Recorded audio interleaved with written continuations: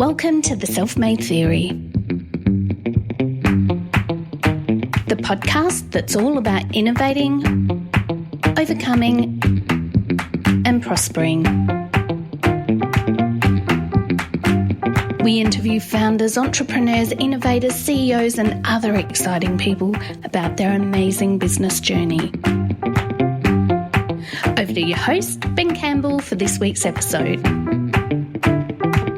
Oh my goodness, you are going to love this episode. I met up recently with Eloise Hall and Isobel Marshall, who are the co-founders of TABOO Sanitary Products. And before you decide that this isn't a topic of interest for you, especially you fellas out there, you have to listen to this story. Why? Well, it's an episode that's all about business models, social impact, making a difference, overcoming hurdles, the process from business idea through to business launch, and ultimately, it's about changing the world. Isobel and Eloise are super driven and super passionate, and the language they use when they describe business is way, way beyond the few years of business experience that they've had. And I love that they've decided that TABOO should be a social enterprise, which is a different business model than you might be used to, like not-for-profit or general corporate enterprise. I was so inspired by what they're doing that I went home after I recorded with them and signed up for their product subscription. Not for me personally, obviously, but as a donation to women in need.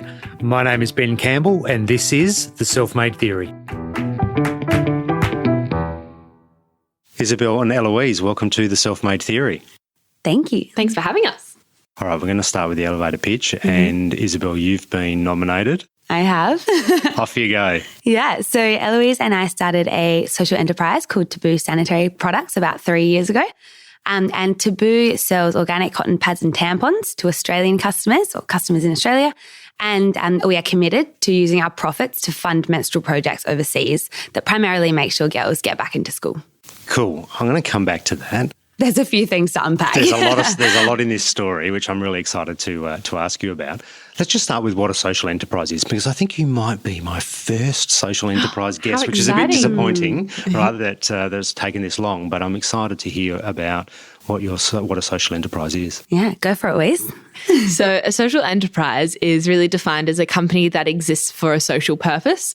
So in terms of TABOO, we exist to sell organic cotton pads and tampons to Australian customers.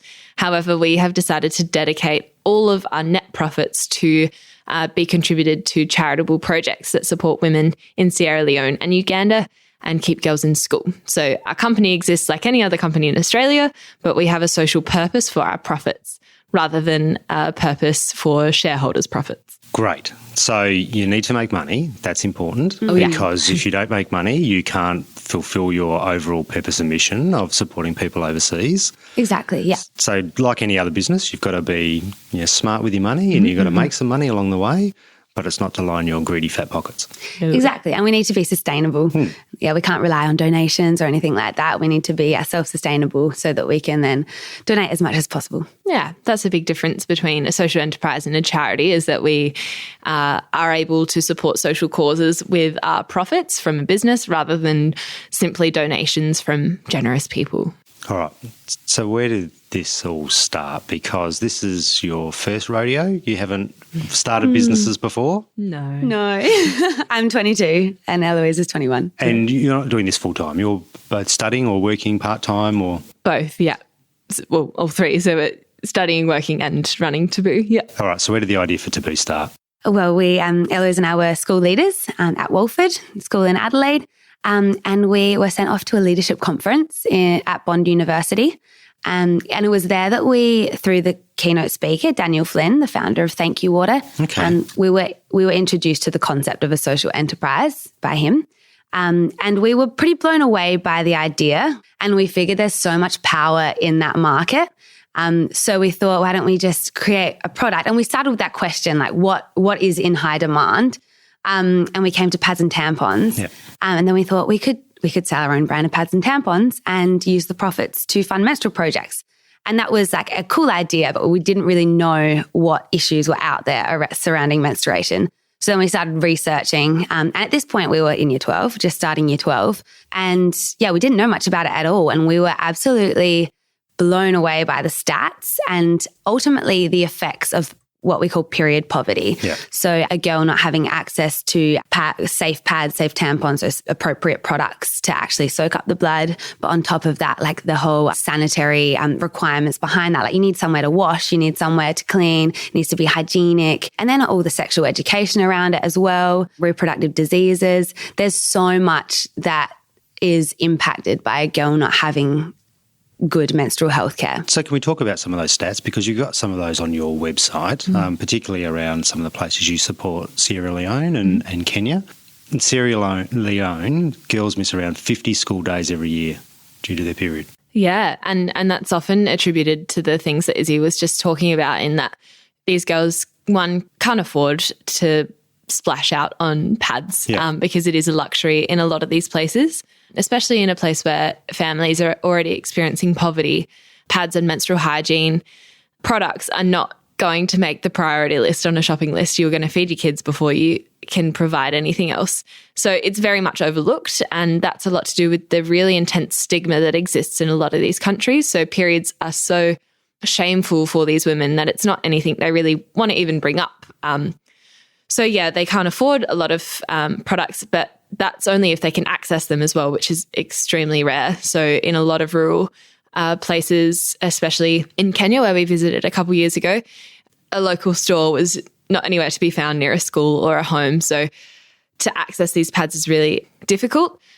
And yeah, a lot of the alternative methods that these women and girls will use to soak up blood include things called pieces, which is the equivalent of rags, and they are not often washed well or dried appropriately because it is such a shameful thing to have public.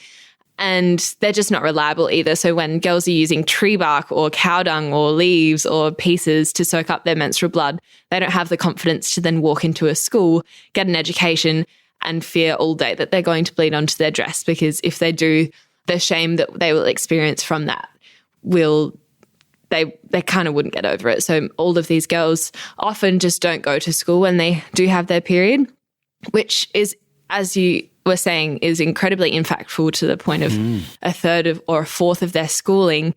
And often girls will drop out of school as soon as they start missing so many days of school, because there's no point paying school fees or making the effort to be educated when you can often drop out and get married and start a family from the earliest age of 12. What did you think when you found this information out? I mean, living in going to Wolfwood School, one of the top schools here in Adelaide, leading pretty great lives here in Australia, very privileged lives here in Australia. What did it do inside of you when you found out this information? I think it broke our hearts, I guess. Yeah. We saw such injustice in it. And as women who menstruate as well, I think you have a heightened sense of, like, it's so relatable. Like, we just started thinking, what if we were in that position? And periods are not glamorous. They're difficult to get through, like, even if you have all the right products. And when you start thinking about not having pads, and then you also think about the cultural shame on top of that all, and the fact that it just means that girls are sitting at home, wherever they may be, missing out on school. That's just not fair. And we that's kind of when we were like, okay, this was a nice idea, but now this is an idea that we're going to actually see through. Now we're serious. We have no excuse to neglect this. Yeah, you can't. It's really hard to turn away from that, isn't it? Yeah, and we I don't think it ever crossed our mind to turn away from it. We had this solution, and our hearts were broken for this cause. Yeah, we just had nothing but like drive and love to see it through and make sure that we could at least give it our best shot to try and set this system up so that we have privileged women in Australia supporting women who need the support to go to school and get an education.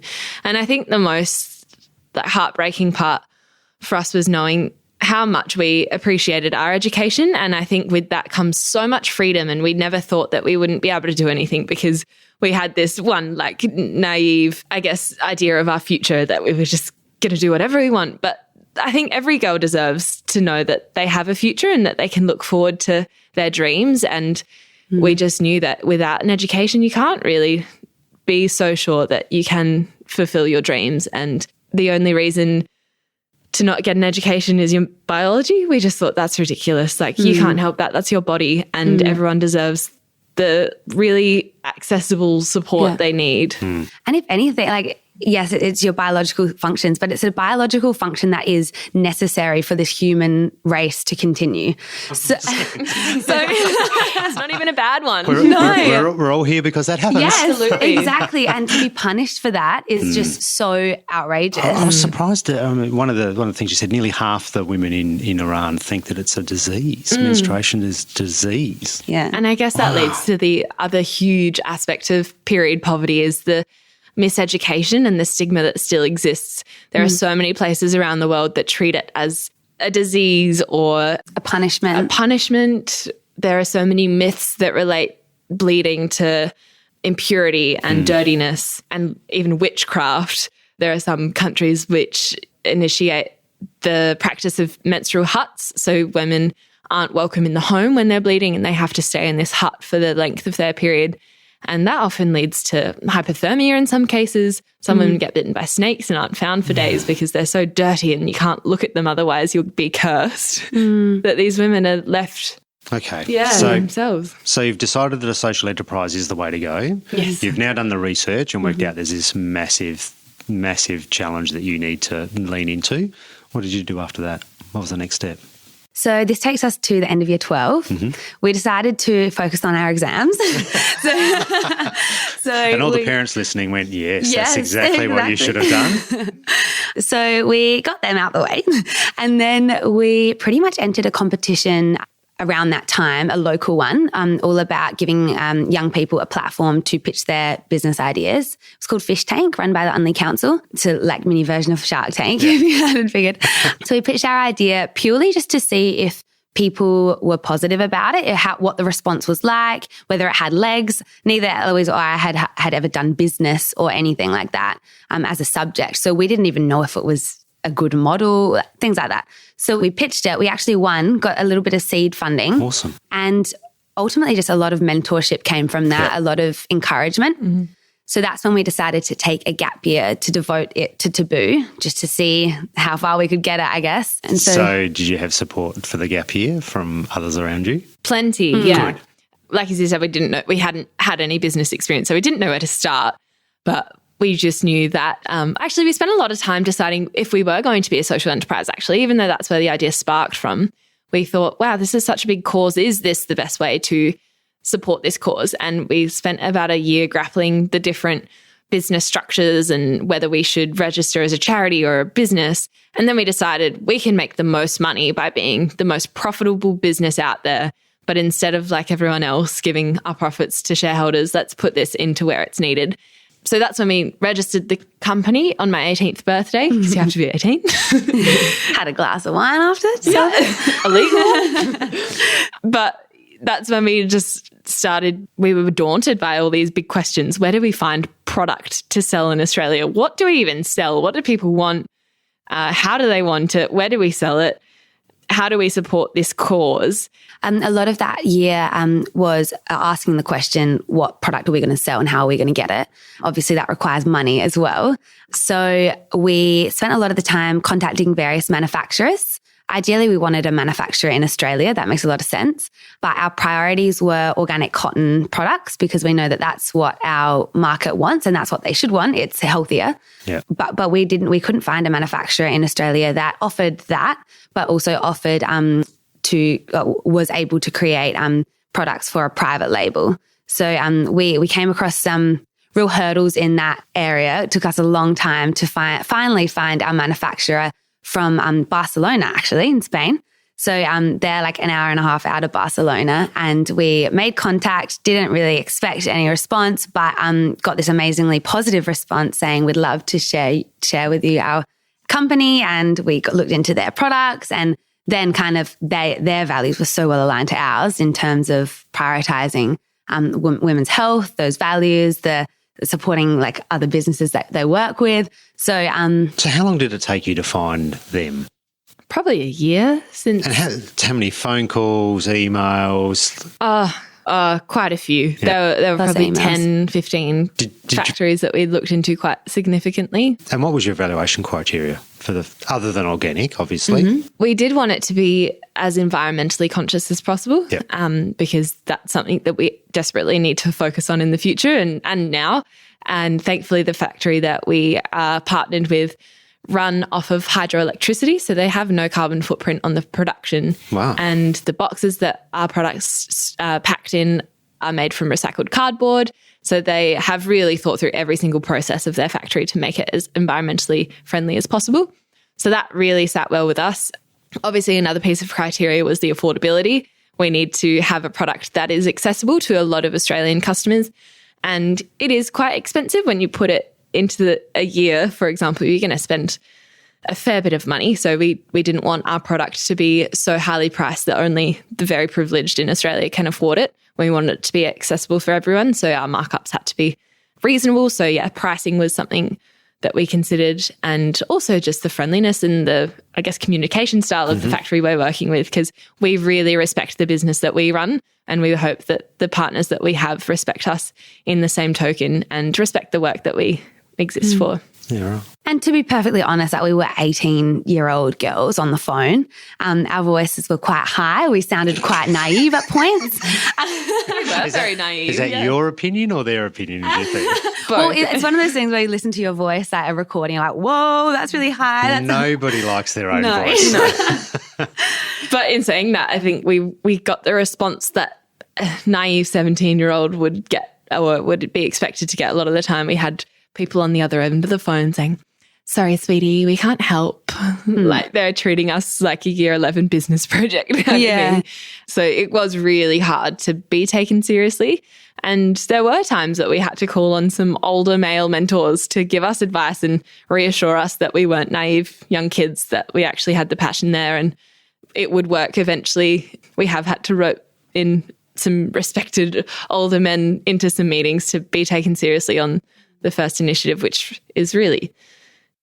It's terrible, really. It's super frustrating. Yeah. And little comments and stuff that you just kind of let fly because you're like, it's not worth it. But at the same time, it does change. It changes your, I guess, the vibe. And you do need to be taken seriously we should be taken seriously. So, yeah. I think I'm always thankful for the fact that we have so much passion that it never really affected us in the way that we were going to give up. We had a backbone to support what we stood for.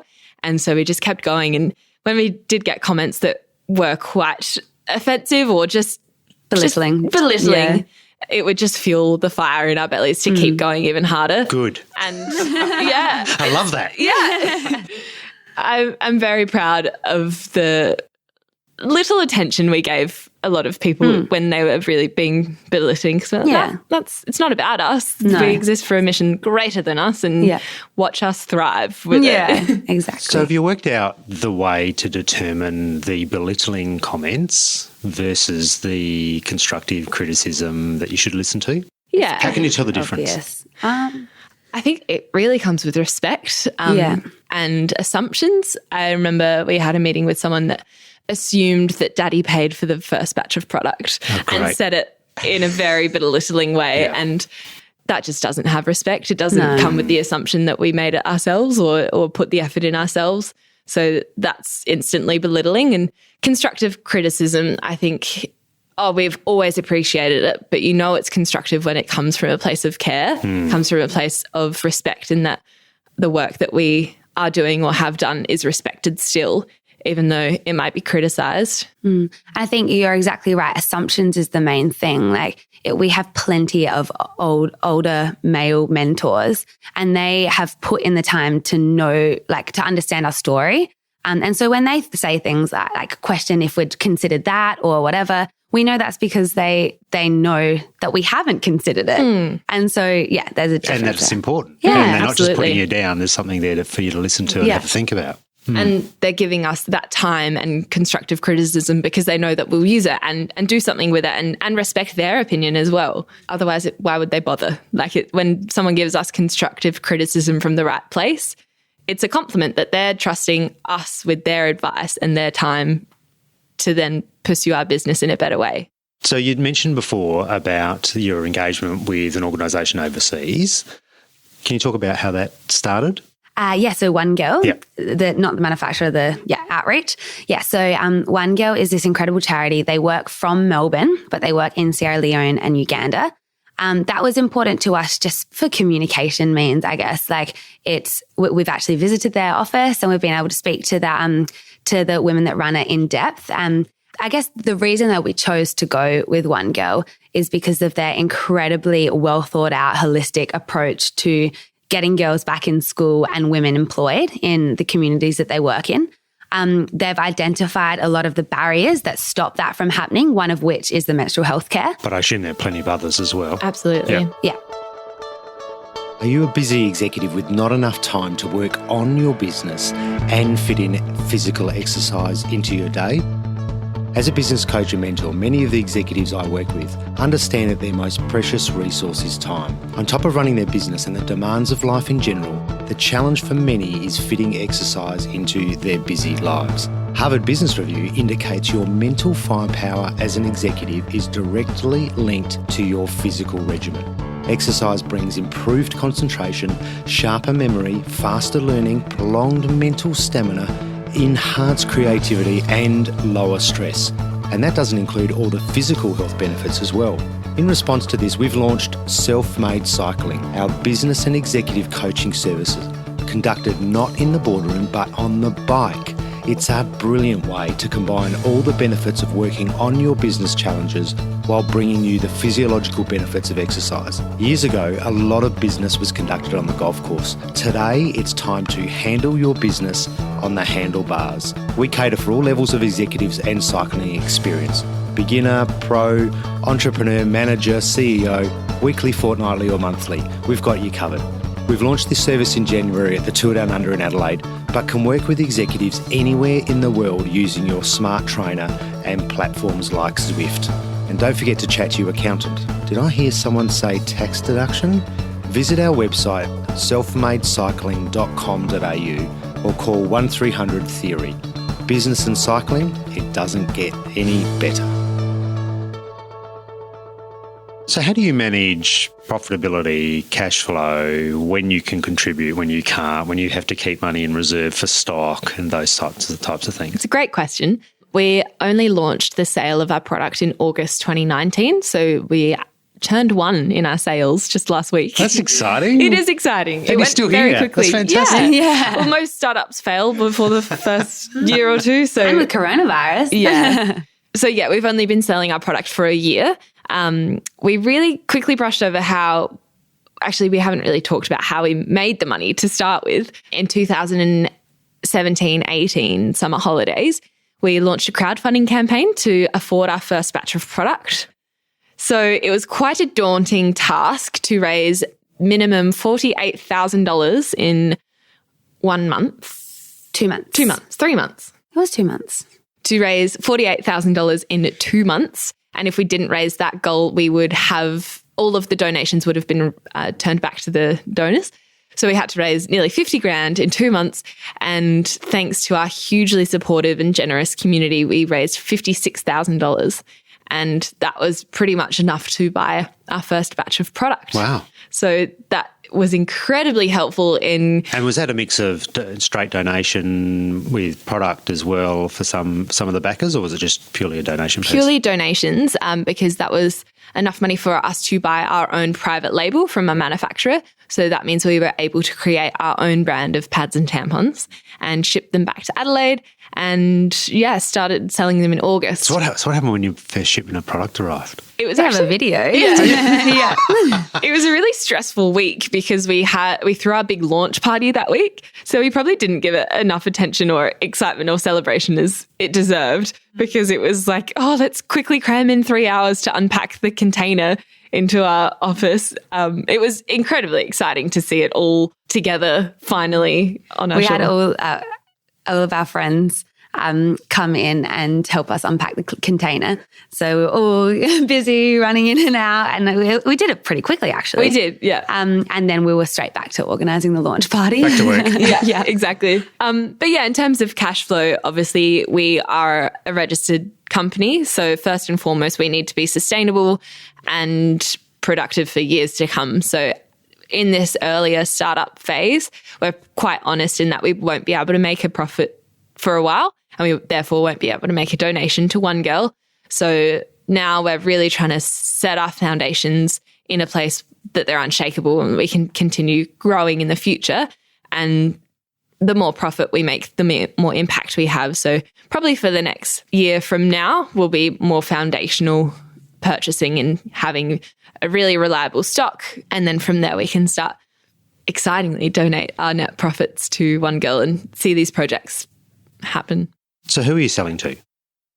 Good question. I was about to talk about that. That's always the challenge. Who are the customers? So we started selling our product online. So we offer this subscription model, which means that a customer can hop online, get their product delivered at a regular interval, whether it be every month along with their period or every 3 months. So that was primarily our market, and we marketed to them mostly through social media. That's our main platform. But we've had an amazing couple of months partnering with various retailers. So recently we've just had our product stocked in 122 OTR stores. Fantastic. Yeah, wow, that's game-changing exciting. for us, and 22 national pharmacies. Wow. So, because notoriously, the supermarket chains, particularly the bigger ones, are very hard to deal with. Yeah, and we've had years of warnings. Yeah. So we're prepared for some hard meetings. But for now, we've had incredibly supportive, more local businesses. National pharmacies and On the Run are both South Australian. And there's a really big South Australian pride existing in a lot of retail opportunities. So that's been incredibly helpful and exciting to be a part of another South Australian business. So that's why at the moment we're more looking towards some local IGAs and Foodlands, because they're incredibly popular and a lot of people do complete their weekly shopping in these locations. So that's really where we're focused at now. We're not too, we don't want to get too big for our boots too quickly. So they're great places for us to start at the moment. And so why not get too big too quickly? Have people warned you against that? Is that so it's sustainable for you two as founders because you've got uni and working and other things on the go? I think it's more or less a business decision because we don't want to grow too quickly. Otherwise, our backs will break, and not ourselves, but as a business, it will not be as sustainable as it can be. So yeah, relating back to those foundations, we want to have really solid local partnerships in retailing before we commit all our stock to some companies that could run us off our feet to the point that we break. And a big part of that comes from the fact our product comes all the way from Barcelona. So there's a massive time factor to consider. It takes about 3 months to get our product ordered and then over here. So obviously So that has an impact on cash flow, I assume, yes, because you got to place an order, you got to pay some cash before it leaves, right? And then you've got a big window before you actually sell it. Yeah, and we've also got subscriptions that we have to fulfill throughout that whole time. So we can't run out of stock and then not be able to fulfill those subscriptions that are already existing. So what's the next step? Sustainable growth, I hear. Yes, very much What sustainable growth. What are the other big steps that you've got on your roadmap? I guess focused on sustainable growth, we are looking at local businesses that will support us.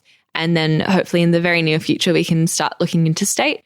We have a lot of online customers from New South Wales, from Victoria, a few from Canberra and Perth. So we know that some big cities around Australia are interested in our product and there is a market there. So that's where we'll look to next. What about overseas? It's something that we've not given a huge amount of thought to because it is such a big feat. We'll have to organise a whole new ball game of logistics and distribution. So it's something we're definitely not ready for. And we're more than comfortable to be in that place only a year down the track of sales. Yeah. And we also should definitely mention a component of our outreach, which is the local outreach, because that's definitely something we'll be focusing on in the near future as well.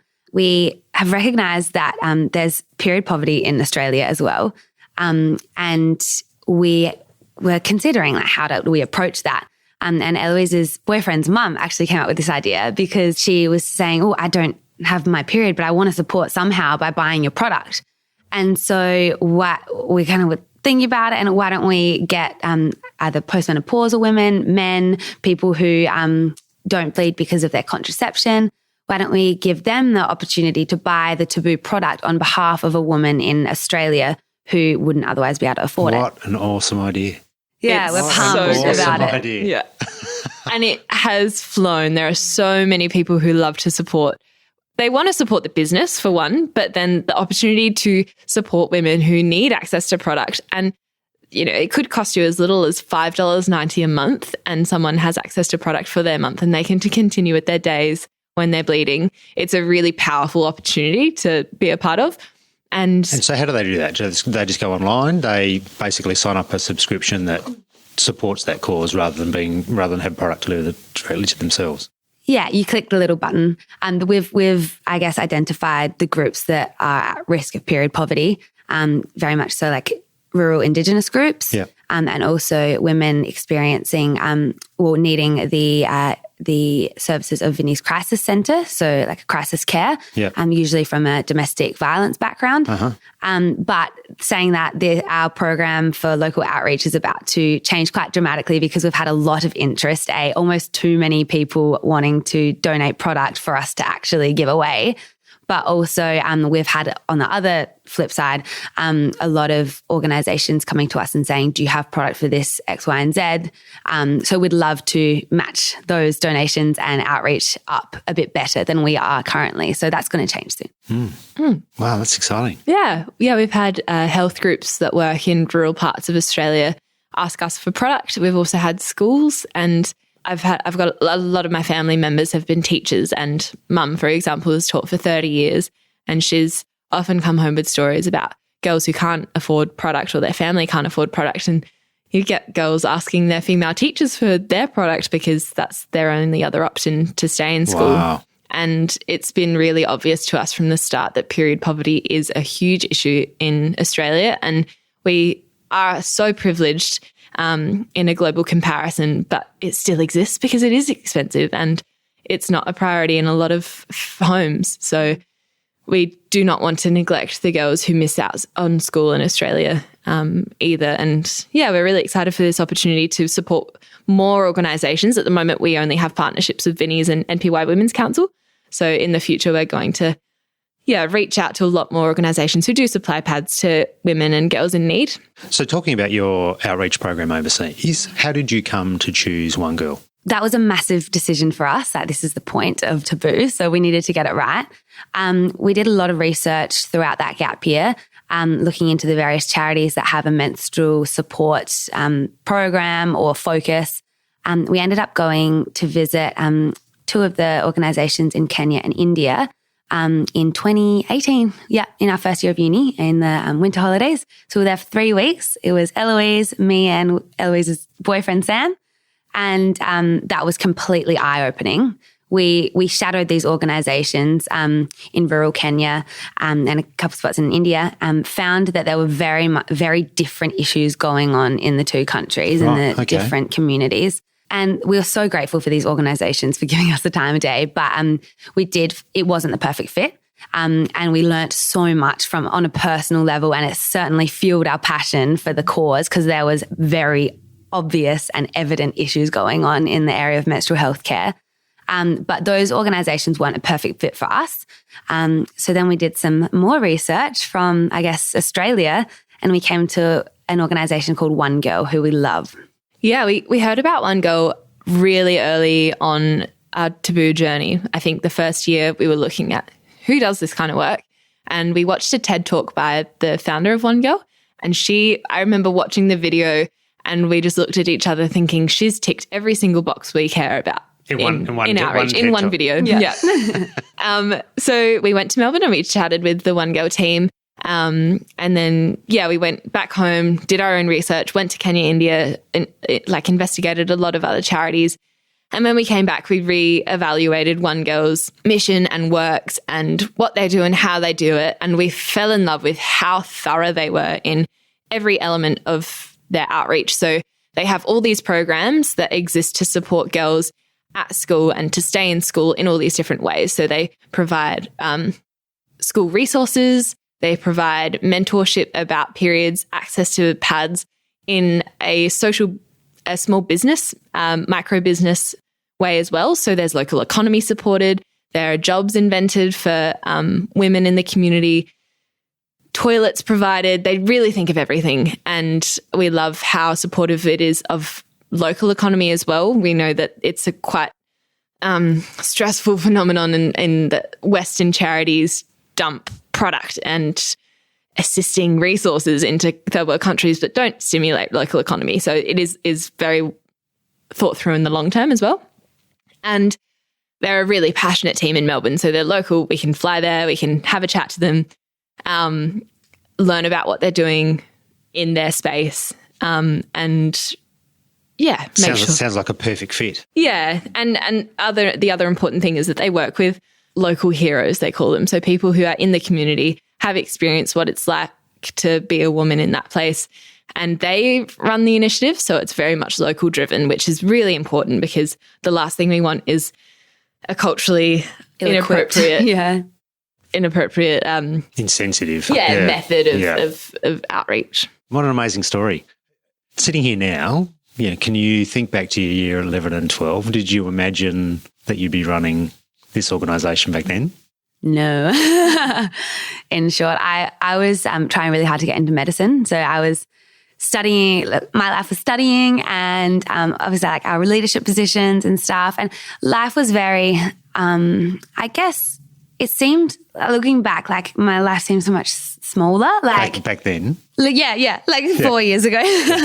But like when you're in that school mindset, your life is school and your study expectations, but also your community expectations, but your life is your community. I guess like stepping out from that now life is so much bigger. I don't know, which means it's great, it's very interesting, but there's also so many issues you don't think about when you're at school. But it certainly is different. I did get into medicine and then I deferred. So I deferred for the year that we had our gap year and did TABOO, but now I'm in my third year. Eloise is in her third year of business and international studies as well. So it definitely looks different. I thought I'd just have a part-time job and do med. But this is a bit more than a part-time job, isn't it? Bit more responsibility. Yeah. I think for me, I didn't have my heart set on a specific future. Like I didn't have that shared passion that Isobel did for medicine. I didn't have an equivalent. So I was a little bit more like, I don't know, we'll see what happens. I wanted to be an actress and a musician and then a midwife. And those passions are still there. I think just with learning about and developing a passion for menstrual hygiene specifically. Yeah, I think we both were sold on that. That's what we needed to commit our time to. And I haven't really looked past to anywhere else. And I think when we started TABOO in year 11, year 12, just the end of the year 12, we had so much naivety that we didn't even know if it was going to work. We just gave it our all and kind of, waited to see what happened. And that's the beauty of starting something so young, is that you have, I guess, no preconceived idea on how it should turn out because you don't know what you're really creating. So I definitely couldn't predict what today would look like 4 years ago. But I don't think we were really looking to predict that either. We just were really, really passionate about what we were doing on the day-to-day. Obviously had goals and we still have goals and we do set out what we would like the next few years to look like. And is your study in business because of this? Yeah. So I did choose the degree to better equip myself on how we should be running the business. You can have as much passion as you like, and you can definitely seek out as much mentorship to the point where you don't need a degree. But I thought I do want to study. It's probably a very fitting thing to use my time with. And I have really enjoyed the fact that I can apply what I've learned at uni directly into the business. And international relations is really humbling and really exposes you to worldly politics and cultural differences to the point where I do feel more equipped working in a global space, knowing that we're not going to run into trouble with naivety, that we do have a better knowledge and understanding of how the world looks. Well, you've got a lot of the skills, haven't you? Medicine, business, international relations, the passion, the drive. Trying to cover what else do you need? I don't know that you need anything else. It's definitely a good combination. And we have an amazing, just on that point, we have an amazing team of volunteers. So we're all volunteers, but these girls have come on board over the last 3 years and have been so amazing in like marketing, blog writing. They cover all the bases and we could not be doing it without them. And where do they come from? Friends, family, randoms? Everyone has joined TABOO's team on their own will because they are passionate about the mission that we stand for. It's really nice to have a team of volunteers knowing that everyone is doing it because they want to and they're doing it for the heart. They're not doing it for a paycheck or it's a cool job, because it is precious time. Time is precious and these girls are super passionate and using their time for this business. But yeah, they've all come across TABOO in different elements. So social media, we've got some stickers around the place. One of our key volunteers saw a sticker in a bathroom, looked us up and then fell in love with what we were doing and offered up her time. And yeah, we have quite a few school students send in their resumes just for experience. And over the last few years, we've been really decisive on who we have on our core volunteer team. And then we also have a huge amount of people wanting to give us their time in less committed ways. And they're often school kids. So hopefully in the future, we'll have more opportunities for them to be involved past COVID and we can host events and do more fun, personable things. Yeah. They're like our ambassadors. Yeah, absolutely. Yeah, absolutely. So talk to me about your work inside of schools, because when you think about customer life cycle journey, that's where it starts. You're absolutely right. And we've definitely thought about that from the start. Because we'd love for girls when they start to get their period to be introduced to our product and love it and continue using it. But also because we definitely have a heart for young women in the kind of, 12 to 15 bracket. Life is pretty complicated and difficult. And we think that what TABOO brings is not only that menstrual support, but a community of people who are thinking more broadly than just their their life. And we've found it super encouraging to go to schools. We've been able to do lots of presentations to classes, to assemblies, whether it be about starting a business as a young person, whether it be about menstrual health care around the world. And we've loved that experience because it really fires the girls up. We've had so many students come to us after and say, I'm so pumped up about this. I'd love to be a volunteer. I'd love to be an ambassador. Where can I buy the stuff? That's great. There's just so much energy in those communities, and schools are such an amazing incubation space for support, like community support, exploring ideas and things like that. So we love that aspect of TABOO. And I imagine they can see, because you're not that much older than them, so they can probably see the journey from where they are right now to potentially doing something like you're doing in the future. I think that's why we've been invited by a lot of teachers, because they know that their students might relate to us better than a 40, 50-year-old presenter. And because we were so just bold and getting it done and just doing the job, I think it's a great message for young people to hear that it can be done. And if they run with their dream, then chances are it might work. And even if it doesn't work, then you're still young and you can move on and do something else. So I think it is quite encouraging for young people to hear the story with young people presenting it as well, because it's like, they're only 3 years older than me. I'm really passionate about this. Why don't I do it? Yeah, and it can be a big responsibility that we take very seriously. We've got this school that we're going to visit in a couple of weeks' time, and the teacher emailed and said, can a few girls from the years below come because they've just got their period and it's causing them a lot of distress.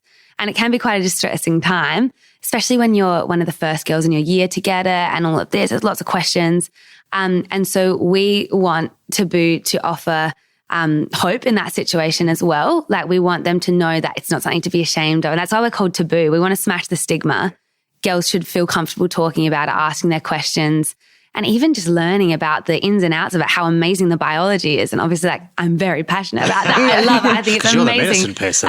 Yeah. And I would love to teach them about it, and to celebrate it, because their body is doing an amazing thing. So that's something that we do take seriously, because it's a very formative time of life. And Izzy is right in that we just approach a stage with no shame whatsoever and throw around the word period and menstruation. And it does make people feel uncomfortable, especially when you're talking to a group of kids in a co-ed school. You've got young boys that hate the idea of talking about it, and they cringe and they look away and they'd like, you know, start making subtle comments to their friends. But the more you pursue it and the more, I guess you're not shameful about it in front of these young people, they start to question why they have a problem with it. And if you explain that it's a natural biological process, it's almost really, well, it is really awful to laugh about it. So some of these kids are like, oh, maybe I shouldn't have a problem with it. Yeah. And oh, okay, I guess it's not anything that gross. Yeah. Yeah. And you're so right. It's so important to approach the girls and the boys that this is not going to change. I guess the mood and the discussion around periods is not going to change unless the guys are happy and comfortable with it as well. And the girls feel supported and accepted by their male friends and their brothers and their dads, things like that. There's a great story I just remembered. We entered a startup competition in 2017 called Startup Week in Adelaide, and it was filled with a huge group of very mature, very professional web developers and engineers and all these really incredibly innovative people. And we stood up there and shared about what menstrual hygiene is like around the world and told a huge bunch of people, like a third of girls in developing countries drop out of school as soon as they get their period. And people are uncomfortable, silent. They don't know what to say. And then we were chosen as a... And you over here, Mr. Smarty Pants developer, your new app you're developing. Well, yeah, that leads me on to the Where does that go in the scale of importance in the world? Yeah. Well, our business was actually chosen as one of the businesses to pursue over the weekend. So we drew together a team. And one of the guys on the team was actually a web developer who went there with an idea and came up to us and just said, I feel awful. Last week at a wedding, I told the joke that if anything bleeds for 5 days, it should be dead, about periods. That's like a, common period joke. And then he was like, I can't believe that I made that joke. I feel so awful. I need to join your team and I need to give you 3 days of my time to make this work. And that's such a good example on how people's hearts are just transformed by like, oh, this is something funny to joke about because it's not a big deal. And then all of a sudden, girls' lives are being ruined just because of that stigma and because of those kind of jokes. And he just was like the most hardworking member on our team because he was like, we respected that so much though, because we know like perspectives can change and no one should be held like accountable for what they thought beforehand if they then realise.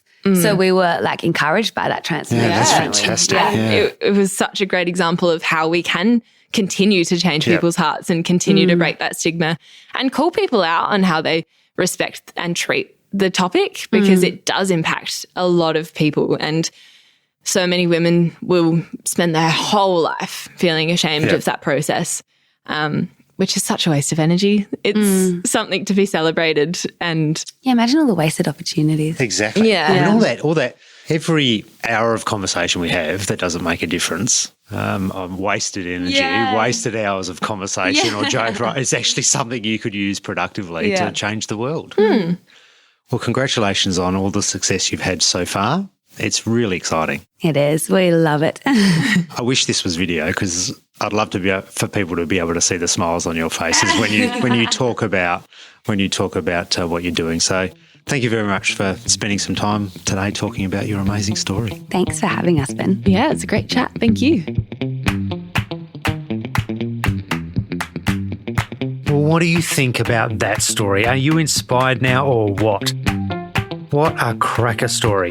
Okay, so here's a call of action, and it's on you personally. Don't just click onto your next podcast. Head over to my website, theselfmadetheory.com/podcast, to see how you can make a difference in a young woman's life for less than a price of 2 cups of coffee a month. And everyone can help. Men, women who've reached menopause, parents, and of course you can subscribe to Taboo for your own personal use as well. It all makes a huge difference. Plus, I've got some great links to their socials on there for you and some great photos as well. Until next time, keep innovating, overcoming and prospering.